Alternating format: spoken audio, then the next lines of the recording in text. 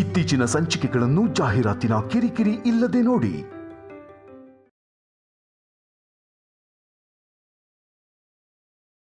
ನಿನ್ ಋಣನ ಹೇಗ್ ತೀರ್ಸಕ್ಕಾಗತ್ತೆ ನೈನಿ? ದೀರ್ಘ ಸುಮಂಗಲಿ ಭವ ಅಂತ ಹರ್ಸದ್ರಿ. ಈ ಆಶೀರ್ವಾದಕ್ಕೆ ಬೆಲೆ ಕಟ್ಟಕ್ಕಾಗದು ಈ ಲೋಕದಲ್ಲಿ ಇನ್ನೇನಾದ್ರೂ ಇದೆಯಾ ಅಮ್ಮೋರೆ? ಒಂದ್ ವೇಳೆ ಇದ್ರೂ ನನಗೀಗ ಈ ಆಶೀರ್ವಾದ ತುಂಬಾ ಮುಖ್ಯ. ಈ ಸಲ ಬರೋ ಹಬ್ಬಕ್ಕೆ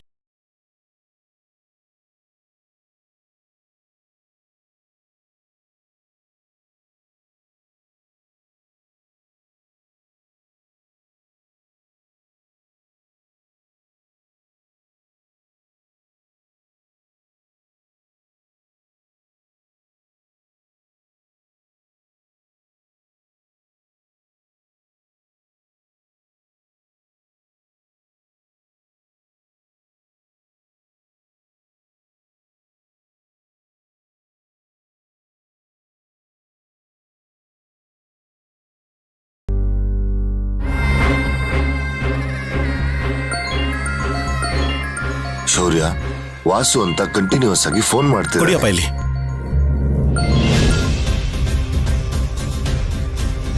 ಹೇಳು ವಾಸು. ಸರ್, ಸಿದ್ದು ಸಂಪತ್ ಅವರು ಹೈದರಾಬಾದಲ್ಲಿದ್ದಾರೆ. ಸಿನಿಮಾ ಅವಕಾಶಕ್ಕೋಸ್ಕರ ಟ್ರೈ ಮಾಡ್ತಿದ್ದಾರೆ.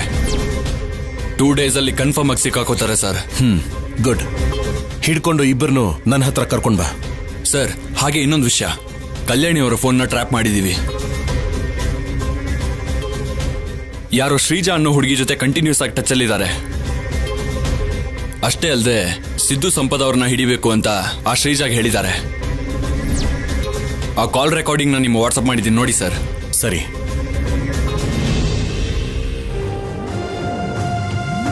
ಇನ್ನು ಎಷ್ಟು ಹೊತ್ತಿಲ್ಲೇ ಇರ್ತೀರಾ? ಗೋಡೆ ದಾಟ್ ಹೋಗಿ. ಅಮ್ಮ, 1 ನಿಮಿಷ. ಎಲ್ಲರೂ ಇಲ್ಲೇ ಇರ್ಲಿ. ಕಲ್ಯಾಣಿ ಒಳ್ಳೆಯವಳು, ಅಮಾಯಕ್ಕೆ ಅಂತ ವಹಿಸ್ಕೊಂಡು ಬರ್ತಾ ಇದ್ರಲ್ಲ, ಇವತ್ತು ಕಲ್ಯಾಣಿ ಬಗ್ಗೆ ಇವ್ರಿಗೆಲ್ರಿಗೂ ಪೂರ್ತಿಯಾಗಿ ತಿಳ್ಕೊಳಕ್ ಬಿಡು.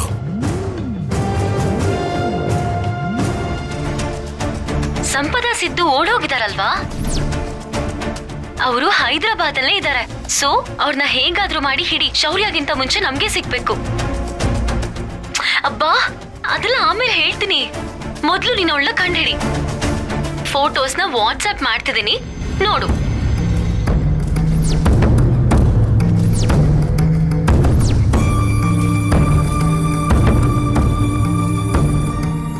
ಈಗಲೂ ಕೂಡ ನಿಮ್ಮ ಮೊಮ್ಮಗಳಿಗೆ ಏನು ಗೊತ್ತಿಲ್ಲ ಅಂತ ಹೇಳ್ತೀರಾ ಶಿವಪಾರ್ವತಿಯವರೇ? ಈಗಲೂ ಕೂಡ ನಿಮ್ಮ ಮಗಳು ತಪ್ಪು ಮಾಡಿಲ್ಲ ಅಂತ ಹೇಳ್ತೀರಾ ಅನುಪಮಾ ಅವರೇ?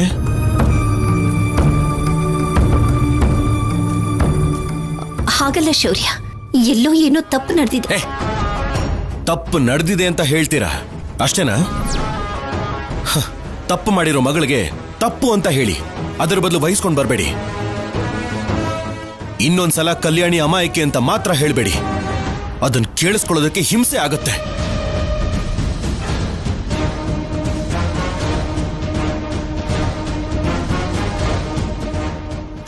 ಇನ್ನು ನಿಂತೇ ಇದ್ದೀರಾ? ಹೊರಡಿ.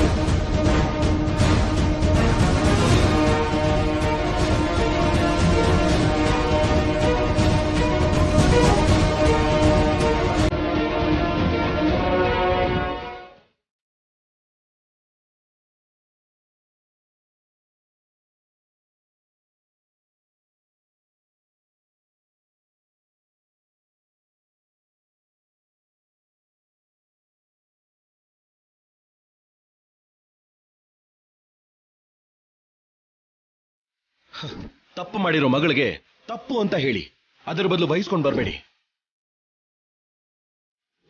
ಇನ್ನೊಂದ್ಸಲ ಕಲ್ಯಾಣಿ ಅಮಾಯಕಿ ಅಂತ ಮಾತ್ರ ಹೇಳಬೇಡಿ. ಅದನ್ನ ಕೇಳಿಸ್ಕೊಳ್ಳೋದಕ್ಕೆ ಹಿಂಸೆ ಆಗತ್ತೆ. ದೇವ್ರ ದಯೆಯಿಂದ ಪೂಜೆ ಎಲ್ಲ ಚೆನ್ನಾಗಾಗುತ್ತೆ. ಇನ್ನು ಶೌರ್ಯ ಕಲ್ಯಾಣಿ ಸಂತೋಷವಾಗಿರ್ತಾರೆ ಅಂತ ಅನ್ಕೊಳ್ಳೋದ್ರೊಳಗೆ ಮತ್ತೆ ಮೊದ್ಲಿನ ಹಾಗೆ ಶೌರ್ಯ ಕಲ್ಯಾಣಿ ಮಧ್ಯೆ ದೂರ ಜಾಸ್ತಿ ಆಯ್ತು. ಕಲ್ಯಾಣಿ ತಪ್ಪು ಮಾಡಿ ದೋಷಿ ಹಾಗೆ ನಿಂತಿದ್ದಾಳೆ. ಶೌರ್ಯ ಅಷ್ಟು ಮಾತಂತಿದ್ರು ನಾವೇನು ಅನ್ನೋಕ್ಕಾಗದೆ ಮೌನವಾಗಿರೋ ಹಾಗಾಗಿದೆ. ಅಷ್ಟಕ್ಕೂ ಕಲ್ಯಾಣಿ ಯಾಕೆ ಹೀಗೆ ಮಾಡ್ತಿದ್ದಾಳೆ ಅನುಪಮ? ಅವಳು ಕೈಯಾರೆ ಅವಳ ಜೀವನನ ಯಾಕೆ ನಾಶ ಮಾಡ್ಕೋತಿದ್ದಾಳೆ? ಕಲ್ಯಾಣಿ ಹಣೆ ಬರಹದಲ್ಲಿ ಆ ದೇವರು ಇವಳ ಕಷ್ಟ ನೋವನ್ನೇ ಅನುಭವಿಸ್ಬೇಕು ಅಂತ ಬರ್ತಿದ್ದಾನೇನೋ ಅಮ್ಮ. ದೇವರಲ್ಲ ಅನುಪಮ್ಮ, ಕಲ್ಯಾಣಿನೇ ಹಾಗೆ ಮಾಡ್ಕೊಂಡಿದ್ದಾಳೆ. ಇಷ್ಟಕ್ಕೂ ಅವಳು ಸ್ನೇಹಿತೆಗೆ ಫೋನ್ ಮಾಡಿ ಸಂಪದನ್ನು ಹಿಡಿ ಅಂತ ಹೇಳೋ ಅಗತ್ಯ ಏನಿದೆ? ಅದು ಕೂಡ ಶೌರ್ಯನಿಗೆ ಸಿಗಬಾರ್ದು, ನಮಗೆ ಸಿಗಬೇಕು ಅಂತ ಅಂತಾಳ. ಕಲ್ಯಾಣಿನ ನೀವು ಕೂಡ ಅಪಾರ್ಥ ಮಾಡ್ಕೊಳ್ತಿದ್ದೀರಪ್ಪ. ಅಂದ್ರೆ ನಾವು ಕೇಳಿದ್ದು ಕಲ್ಯಾಣಿ ಧ್ವನಿ ಅಲ್ಲ ಅಂತೀಯಾ? ಕಲ್ಯಾಣಿ ಇದೆ ಅಪ್ಪ, ಇಲ್ಲ ಅಂತ ಹೇಳ್ತಾ ಇಲ್ಲ. ಆದ್ರೆ ಕಲ್ಯಾಣಿ ಹಾಗೆ ಮಾತಾಡಿರೋದ್ರ ಉದ್ದೇಶ ಬೇರೆನೇ ಇರುತ್ತೆ. ಸಂಪದ ಮನೆಯಿಂದ ಸಿದ್ದು ಜೊತೆ ಓಡ್ ಹೋಗಿದ್ರಿಂದ ಕಲ್ಯಾಣಿ ಜೀವನನೇ ಬದಲಾಗೋಯ್ತು. ಊಹಿಸದೇ ಇರೋ ವಿಧದಲ್ಲಿ ಮದುವೆ ನಡೀತು. ಪ್ರೀತಿಯಿಂದ ಕಲ್ಯಾಣಿ ಕುತ್ತಿಗೆಯಲ್ಲಿ ತಾಳಿ ಕಟ್ಟಬೇಕಾಗಿದ್ದ ಶೌರ್ಯ ಕೋಪದಲ್ಲಿ ಕಟ್ಟ. ಸೋದರತೆ ಮನೆಗೆ ಸೊಸೆಯಾಗಿ ಹೋದ್ರೆ ಸೋದರತೆ ಅಮ್ಮನ ಹಾಗೆ ನೋಡ್ಕೋತಾಳೆ ಅಂತಾರೆ. ಆದ್ರೆ ದಮಯಂತಿಗೆ ಕಲ್ಯಾಣಿನ ಕಂಡ್ರೇನೆ ಆಗೋದಿಲ್ಲ. ಪ್ರತಿ ಕ್ಷಣ ಸಂಪದ ಹೊರಟೋಗೋದಕ್ಕೆ ಕಾರಣ, ಈ ಮನೆ ಹೀಗೆ ಒಡೆದು ಹೋಗೋದಕ್ಕೆ ಕಾರಣ ನೀನೆ ಅಂತ ಕಲ್ಯಾಣಿ ಕಡೆಗೆ ಬೆರಳೆತ್ತಿ ತೋರಿಸಿ ಅವಳು ಮಾಡ್ತಿರೋ ತಪ್ಪಿಗೆ ಅವಳನ್ನೇ ಹೊಣೆ ಅಂತ ಮಾಡ್ತಿದ್ರೆ ಕಲ್ಯಾಣಿ ಕೈಲಿ ಸಹಿಸೋಕ್ಕಾಗದೆ ಸಂಪದನ ಹೇಗಾದ್ರೂ ಹಿಡ್ಕೊಂಡು ಬಂದು ಶೌರ್ಯನ್ ಮುಂದೆ ನಿಲ್ಸಿ ಸಂಪದನ ಬಾಯಲ್ಲೇ ಹೇಳಿಸ್ಬೇಕು ಅಂತ ಅಂದ್ಕೊಂಡ್ಲು. ಹಾಗೆ ಮಾಡ್ಬೇಕು ಅಂತ ಅವಳು ಫೋನಲ್ಲಿ ಮಾತಾಡಿದ್ಲು. ಆದ್ರೆ ಈ ರೀತಿಯೆಲ್ಲ ಆಗುತ್ತೆ ಅಂತ ಕಲ್ಯಾಣಿ ಕೂಡ ಊಹೆ ಮಾಡಿರೋಲ್ಲ. ಪಾಪ ಕಲ್ಯಾಣಿ ಏನೇನೋ ಪ್ರಯತ್ನ ಎಲ್ಲ ಮಾಡ್ತಾನೆ ಇದ್ದಾಳೆ. ಆದ್ರೆ ಅವಳು ಮಾಡೋ ಪ್ರಯತ್ನ ಎಲ್ಲ ನೀರ್ನಲ್ಲಿ ಹೋಮ ಆಗ್ತಿದೆ ಅಮ್ಮ. ಸಹನೆ, ತಾಳ್ಮೆ ಅನ್ನೋದು ಮನುಷ್ಯನಿಗೆ ತುಂಬಾ ಮುಖ್ಯವಾದದ್ದು ಅನುಪಮ.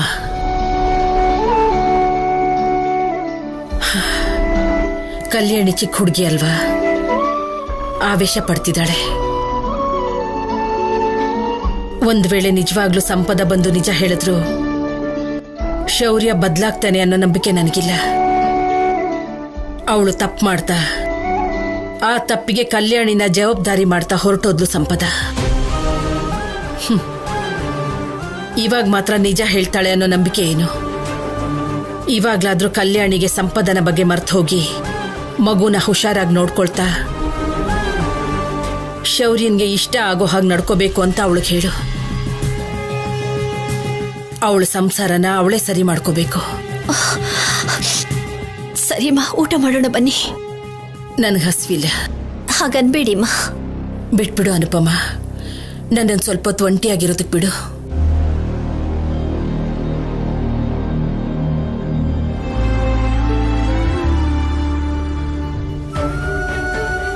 ಕಲ್ಯಾಣಿ, ನನ್ನ ತಂಗಿ ಮಾಧುರಿ ಅಂದ್ರೆ ನನಗೆ ಪಂಚ ಪ್ರಾಣನಮ್ಮ. ಇಬ್ರು ಒಂದೇ ಮನೆಯಲ್ಲಿ ಮದ್ವೆ ಮಾಡ್ಕೊಂಡ್ರೆ ಆಗ ನಾನು ನನ್ನ ತಂಗಿ ಒಟ್ಟಿಗೆ ಇರ್ಬೋದು ಅಂತ ತುಂಬಾ ಆಸೆ ಇಟ್ಕೊಂಡಿದ್ನಮ್ಮ. ಆದ್ರೆ ನನ್ನ ತಂಗಿ ಬೇರೆ ಊರಲ್ಲಿ ಓದಿದ್ಲು. ಸ್ವಲ್ಪ ಫಾಸ್ಟ್ ಕಲ್ಚರ್ಗೆ ಅಡ್ಜಸ್ಟ್ ಆದ್ಲು. ಸಂಪ್ರದಾಯ ಪೂಜೆ ಗೊತ್ತಿಲ್ದಿರೋ ಹುಡುಗಿನ ನನ್ನ ಮಗನಿಗೆ ಕೊಟ್ಟು ಮದುವೆ ಮಾಡಲ್ಲ ಅನ್ಲು ಅತ್ತೆ. ಮಾಧುರಿ ಹಣೆ ಬರಹ ಅಷ್ಟೇ ಅನ್ಕೊಂಡೆ. ಆದ್ರೆ ಅಜಯ್ ಭಾವನ್ನ ಮದ್ವೆ ಮಾಡ್ಕೊಂಡು ಮಾಧುರಿ ಬರ್ದೇ ಇರೋ ಲೋಕಕ್ಕೆ ಹೊರಟೋಗ್ತಾಳೆ ಅನ್ಕೊಂಡಿರ್ಲಿಲ್ಲ. ಮತ್ತೆ ಅವಳು ಬದಲಾಗಿ ನೀನ್ ಮನೆಗೆ ಬಂದಾಗ ಖುಷಿ ಆಯ್ತು. ಶೌರ್ಯ ನಿನ್ ಕುತ್ತಿಗೆಗೆ ಬಲವಂತವಾಗಿ ತಾಳಿ ಕಟ್ಟಾಗ ತುಂಬಾ ಬೇಜಾರು ಮಾಡ್ಕೊಂಡೆ.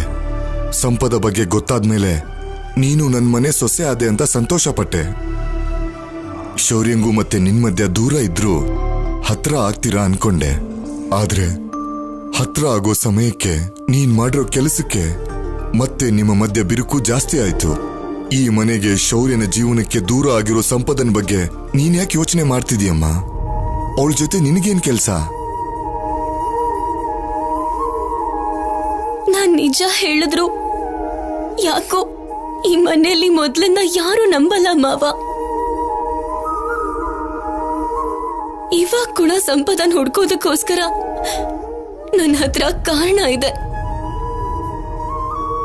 ಅದನ್ ಬಿಟ್ರೆ ನಾನಿನ್ ಯಾವ ತಪ್ಪು ಮಾಡಿಲ್ಲ ಮಾವ. ಸಂಪದ ಆಫೀಸರಿಗೆ ಸಿಗ್ಬಾರ್ದು ಅಂತ ನಾನ್ ಪ್ಲಾನ್ ಮಾಡಿಲ್ಲ, ತಪ್ಸಿಲ್ಲ. ನಾನೇನಾದ್ರೂ ತಪ್ಪು ಮಾಡಿದ್ರೆ ಯಾವ ರೀತಿ ಶಿಕ್ಷೆನಾದ್ರೂ ಅನುಭವಿಸೋದಕ್ಕೆ ನಾನು ಸಿದ್ಧವಾಗಿದ್ದೀನಿ. ನಾನು ಹೇಳೋದನ್ನ ನಂಬ್ದೇನೆ, ನನ್ನ ಮಾತನ್ನ ಕೇಳ್ದೇನೆ ನನ್ ಮೇಲೆ ವಾಪಸ್ ಆರೋಪ ಮಾಡ್ತಿದ್ರೆ ನನ್ನಿಂದ ಸಹಿಸ್ಕೊಳಕ್ ಆಗ್ಲಿಲ್ಲ ಮಾವ. ಅದಕ್ಕೆ ಸಂಪದ ಹತ್ರನೇ ನಿಜ ಹೇಳಿಸ್ಬೇಕು ಅನ್ಕೊಂಡೆ. ಅದಕ್ಕೋಸ್ಕರ ನನ್ ಸ್ನೇಹಿತೆ ಹೆಲ್ಪ್ ತಗೊಂಡೆ ಅಷ್ಟೇ ಮಾವ. ಇಷ್ಟು ಬಿಟ್ರೆ ಇನ್ನೇನು ಆಗಿಲ್ಲ. ಅಬ್ಬಬ್ಬಬ್ಬಬ್ಬಬ್ಬ, ಏನಿ ಪ್ರೀತಿ, ಏನಿ ಅನುಬಂಧ. ಸಮಯಕ್ಕೆ ಹತ್ರದಲ್ಲಿ ಟೇಪ್ ರೆಕಾರ್ಡರ್ ಕೂಡ ಇಲ್ಲ. ಇದ್ದಿದ್ರೆ ನೀನು ಪ್ರೀತಿಯಿಂದ ಮಾವಯ್ಯ ಅಂತ ಕರೆದಿದ್ದನ್ನ ರೆಕಾರ್ಡ್ ಮಾಡಿ ಸಾಂಗ್ ಮಾಡಿ ಕೇಳಿಸ್ತಿದ್ದೆ.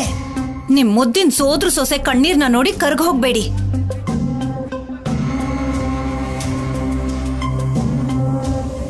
ನಮ್ ಕುಟುಂಬಕ್ಕೆ ಹೊಸದಾಗಿ ಪರಿಚಯ ಆದ್ರೂ ಕೂಡ ಎಲ್ರಿಗಿಂತ ನಟನೆನಲ್ಲಿ ತುಂಬಾ ಮುಂದೆ ಇದ್ದಾಳೆ.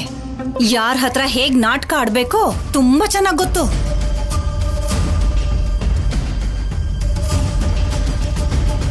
ನಾವ್ ಇವಳನ್ನ ಅಮಾಯಕಿ ಅಂತ ಅನ್ಕೊಂಡಿದೀವಷ್ಟೇ. ಇವಳ ಮಾತನ್ನ ಕೇಳಿ ನೀವ್ ಫೀಲ್ ಆಗಿದ್ದ ಸಾಕು. ಬನ್ನಿ ಊಟ ಮಾಡೋರಂತೆ. ಎಲ್ರೂ ನಿನ್ ಹಾಗೆ ನಟಿಸ್ತಾರೆ ಅನ್ಕೊಂಡ್ರೆ ಅದ್ ನಿನ್ನ ಮೂರ್ಖತ್ವ, ಅವಿವೇಕ. ನನ್ಗೇನು ಹಸುವಿಲ್ಲ. ಅಮ್ಮ ಮಗ ಹೋಗಿ ಚೆನ್ನಾಗ್ ತಿನ್ನಿ. ಇವರಿಗೆ ಪ್ರೀತಿ ಇದ್ರೆ ಸಾಕು ಕಣೋ, ಹಸ್ವಾಗಲ್ಲ. ಎಷ್ಟ್ ದಿನ ಊಟ ಮಾಡದೇ ಇರ್ತಾರೆ ನಾವು ನೋಡೋಣ.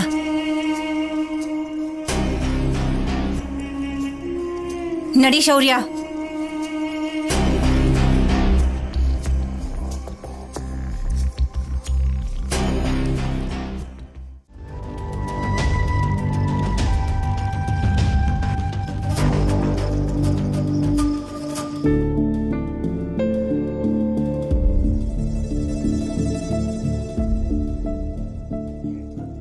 ಇವಳೆಲ್ಲಿಗೆ ಹೋದ್ಲು? ಮಗುನ ಬಿಟ್ಟು ಬೆಳಿಗ್ಗೆ ಬೆಳಿಗ್ಗೆನೆ ನನ್ ಮಗನ್ ಕೈಯಲ್ಲಿ ಅವಳಿಗೆ ಬಯಸುವಂತ ಅವಕಾಶ ಸಿಕ್ಕಿದೆ. ಈ ಏಟಿಗೆ ನಿನ್ನೆ ನಡೆದ ಅವಾಂತರಕ್ಕೆ ಅವಳ ಮೇಲೆ ಅವನಿಗೆ ಸ್ವಲ್ಪನಾದ್ರೂ ಮಾನವೀಯತೆ ಬಂದಿದ್ರೆ ಅದು ಹೋಗುತ್ತೆ.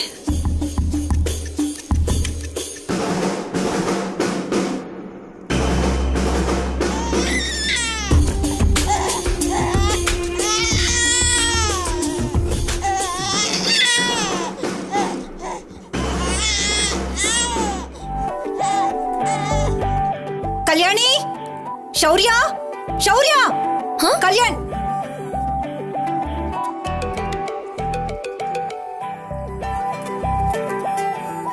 ಆಫೀಸರ್ ಇಲ್ಲ ಅತ್ತೆ, ವಾಕಿಂಗ್ ಹೋಗಿದ್ದಾರೆ ಅನ್ಸತ್ತೆ. ಹಾಗಾದ್ರೆ ಬರೋವರೆಗೂ ಜಗಳ ನಿಲ್ಲಿಸಬಾರ್ದು. ಏನ್ ಬೇಕಿತ್ತತ್ತೆ? ಅಯ್ಯೋ, ಏನ್ ಬೇಕು ಅಂದ್ರೆ ಅದನ್ನ ಸರಿಯಾಗಿ ಕೊಡ್ತೀಯ ಅನ್ಸತ್ತೆ. ಎಲ್ಲಿಗೆ ಹೋಗಿದ್ದೆ? ಪೂಜೆಗೆ ಹೂ ತರೋದಕ್ಕೆ ಅಂತ ಹೋಗಿದ್ದೆ ಅತ್ತೆ. ಮಾಡೋದನ್ನೆಲ್ಲ ಮಾಡಿ ಪೂಜೆ ಮಾಡಿದ್ರೆ ಎಲ್ಲ ಹೊರಟೋಗುತ್ತೆ ಅನ್ಕೋಬೇಡ. ಇವಾಗ ಏನಾಯ್ತು? ಏನಾಯ್ತಾ? ಮಗು ಅಳ್ತಾ ಇರೋದು ಕೇಳಿಸ್ತಾ ಇಲ್ವಾ? ಅಥವಾ ಅಳ್ತಿರೋದು ಪಕ್ಕದ ಮನೆ ಮಗು ಅನ್ಕೊಂಡಿದ್ಯಾ? ಅಯ್ಯೋ, ಎತ್ಕೋಬಹುದಲ್ವಾ ಅತ್ತೆ? ಅದು ನಿನ್ ಕೆಲ್ಸ, ನನ್ ಕೆಲ್ಸ ಅಲ್ಲ.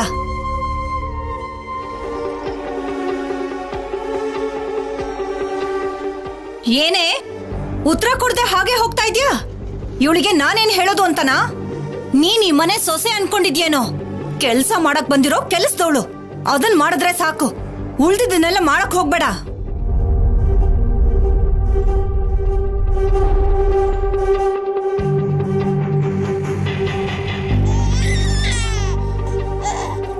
ಬಂದ್ಬಿಟ್ಟೆ ಕಂದ, ಬಂದ್ಬಿಟ್ಟೆ.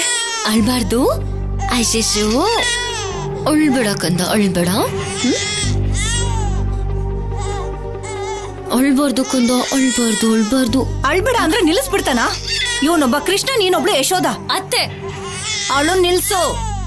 ಅಳ್ಬೇಡ ಕಂದ, ಅಳ್ಬೇಡ. ಹಾಲ್ ಬಾಟಲ್ ನಿಪ್ಪಲ್ಲೇನಾಯ್ತು ಕಂದ? ಅವಳು ನಿಲ್ಸು ಅಂದ್ರೆ ಸುತ್ತಮುತ್ತ ನೋಡ್ತಿದ್ಯಲ್ಲ. ನಾನ್ ಹೋಗ್ಬೇಕಾದ್ರೆ ಹಾಲ್ ಬಾಟಲ್ ನಿಪ್ಪಲ್ ಕೊಟ್ಬಿಟ್ಟು ಹೋಗಿದ್ದೆ ಅತ್ತೆ. ಚೆನ್ನಾಗಿ ಆಡ್ಕೋತಿದ್ದ, ಇವಾಗದ್ ಕಾಣಿಸ್ತಿಲ್ಲ. ಬಾಯ್ ಬಿಟ್ರೆ ಬರೀ ಸುಳ್ಳೇನಾ? ನಿಜ ಅತ್ತೆ. ಹಾಗಾದ್ರೆ ಬಾಯಲ್ಲಿಟ್ಟಿದ್ ಏನಾಯ್ತು? ಕಾಗೆ ಬಂದ್ ಎತ್ಕೊಂಡು ಹೋಯ್ತಾ? ಏನೋ ಯಾವ ಕಾಗೆ ಬಂದಿತ್ತು. ಅಳ್ಬಾರ್ದು ಕಂದ, ಅಳ್ಬಾರ್ದು.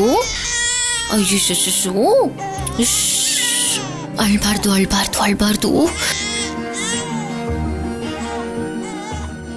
ಓನಾಯ್ತು ಕಂದ, ಅಳ್ಬೇಡ.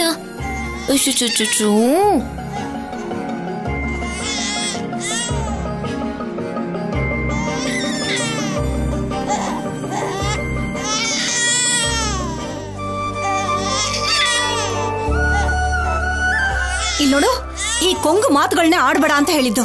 ಮೊದ್ಲು ಮಗು ಅಳುನ ನಿಲ್ಸು. ಕಂದ, ಅಳ್ಬೇಡ ಕಂದ.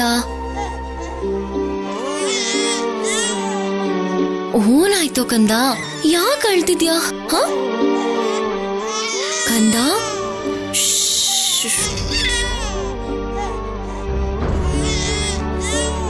ಅಳ್ಬಾರ್ದು ಅಳ್ಬಾರ್ದು ಅಳ್ಬಾರ್ದು.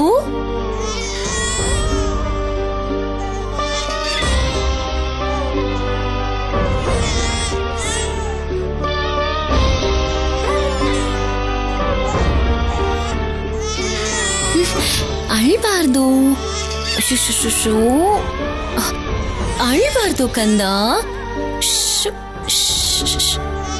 ಅಳ್ಬೇಡ ಕಂದ. ಅಷ್ಟು ಬೇಗ ಮುಗ್ದಿಲ್ವೇ? ಅವನ್ ಬರೋವರೆಗೂ ಈ ಜಗಳನ ಎಳ್ದು ನಿನ್ನ ಕೆನ್ನೆಗ್ ಬಾರ್ಸೋ ಹಾಗೆ ಮಾಡ್ತೀನಿ. ಅಳ್ಬೇಡ ಕಂದ. ಏನಾಯ್ತು ನಿಂಗೆ? ಅಳ್ಬಾರ್ದು ಕಂದ, ಅಳ್ಬಾರ್ದು ಕಂದ.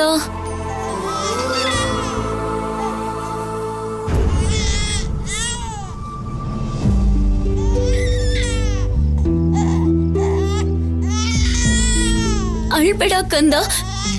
ಏನಾಯ್ತು?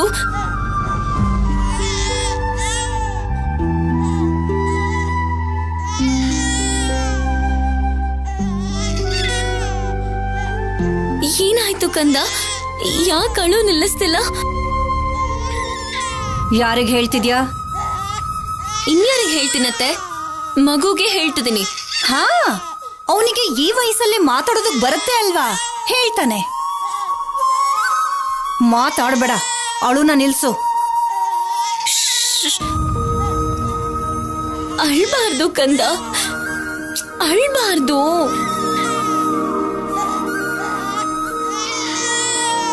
ಏನಾದ್ರೂ ಮಾಡಿ ಅಳುನ ನಿಲ್ಸು.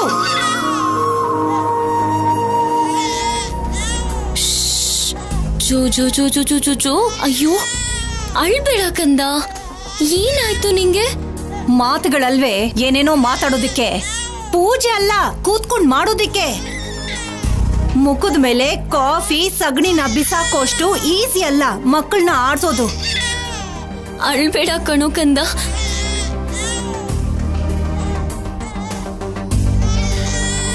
ಪ್ಲೀಸ್ ಅಳ್ಬಾರ್ದು ಕಂದ. ಅಯ್ಯೋ, ಬಂದ್ಯೇನೋ? ಬಂದ್ಯಾ? ನೋಡು, 1 ಗಂಟೆಯಿಂದ ಮಗು ಅಳ್ತಾನೆ ಇದೆ ಕಣೋ. ಎಲ್ಲ ಗೊತ್ತು ಅನ್ಕೊಂಡು ಏನ್ ಮಾಡ್ತಾ ಇದ್ದಾಳೋ ದೇವ್ರಿಗೆ ಮಾತ್ರ ಗೊತ್ತು.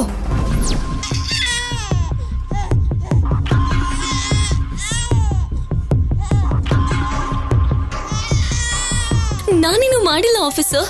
ಅಮಾಯಕಿ ತರ ಮಾತಾಡ್ಬೇಡ. ನಿನ್ ಕೆಲ್ಸನ ನೀನ್ ಮಾಡ್ತಾ ಇಲ್ಲ. ಈ ಮಗು ಹಾಗೆ ನಮ್ಮನ್ನು ಅಳಿಸ್ತಾ ಇದ್ಯಾ ಕಂದ. ನಾನಿನ್ನು ಏನ್ ಮಾಡ್ಬೇಕು? ನಿನ್ ಕೈ ಏನು ಮಾಡಕ್ಕಾಗಲ್ಲ. ಆ ಮಗುನ ನೀನು ಭಾರ ಅನ್ಕೊಂಡಿದ್ಯಾ? ಎಷ್ಟೇ ಆದ್ರೂ ನಿನ್ ಸ್ವಂತ ಮಗು.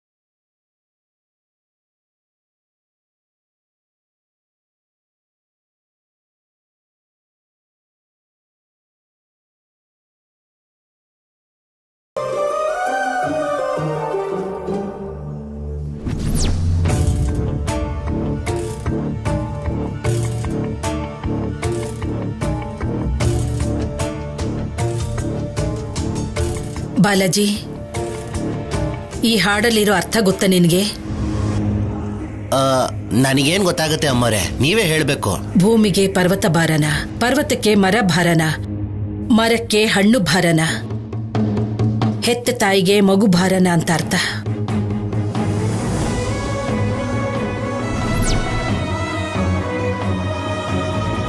ಭಾರ ಅಲ್ವೇ ಅಲ್ಲ. ಆದ್ರೆ ಇಲ್ಲಿ ವಿಪರ್ಯಾಸ ಅಂದ್ರೆ ಬಾಲಾಜಿ, ಭಾರ ಅಂತ ಅನ್ಕೋಬಾರ್ದಂತವ್ರು ಮಗು ಬಗ್ಗೆ ಯಾವ ಕಾರಣ ಇಲ್ಲದೆ ಹೊರಟೋದ್ರು. ತಾಯಿ ಹಾಲನ್ನು ಕೊಡದೆ ಮುಖ ತಿರುಗಿಸ್ಕೊಂಡು ಹೋದ್ರು.